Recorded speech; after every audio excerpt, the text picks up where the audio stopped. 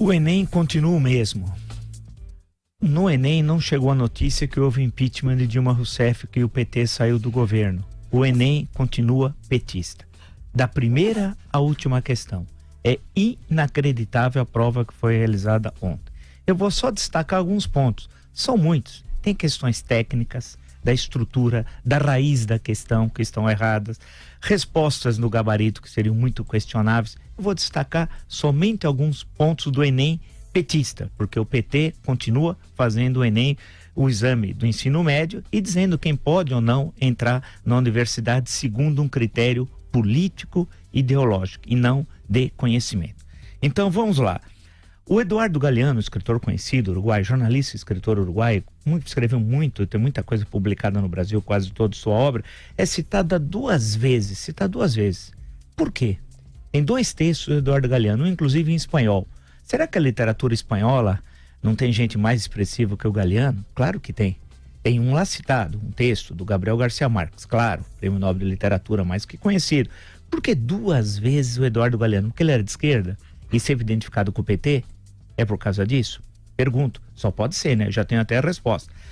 Há uma série na parte de literatura brasileira de autores menores. Autores absolutamente que não têm a mínima importância na literatura brasileira, excetuando dois.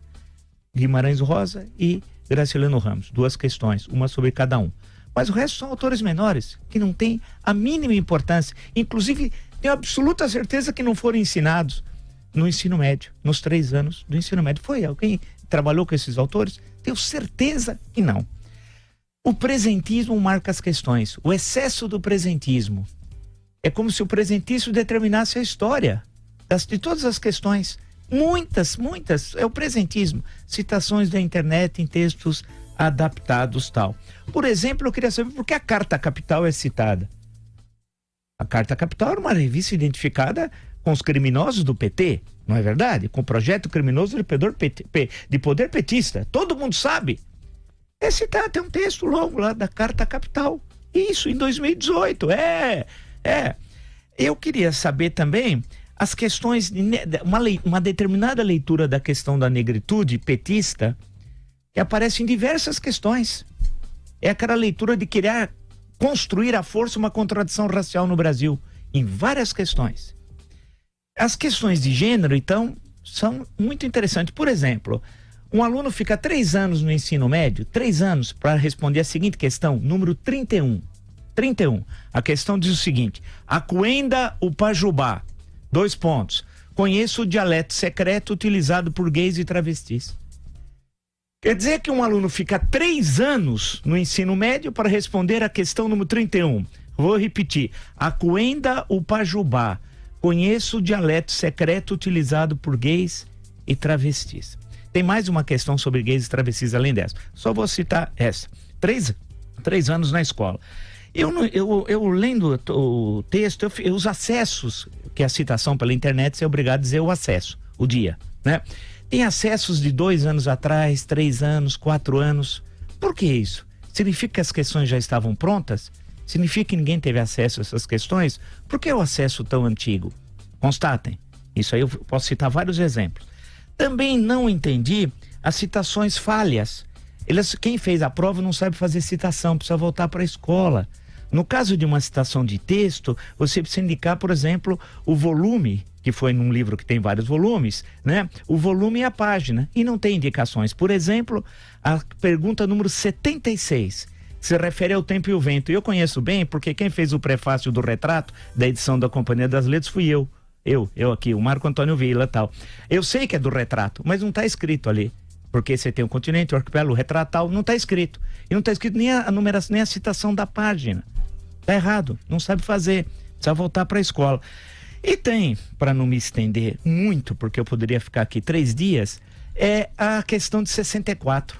2 questões sobre 64, uma valorizando o João Goulart e a política das reformas, o que é uma farsa. Leiam Jango, um perfil desse que vos fala, e lá tem uma análise detalhada do governo João Goulart, e especialmente da citação do dia 13 de março de 64, que era uma sexta-feira. Portanto, e do célebre comício da Central, que não é nada como está na questão.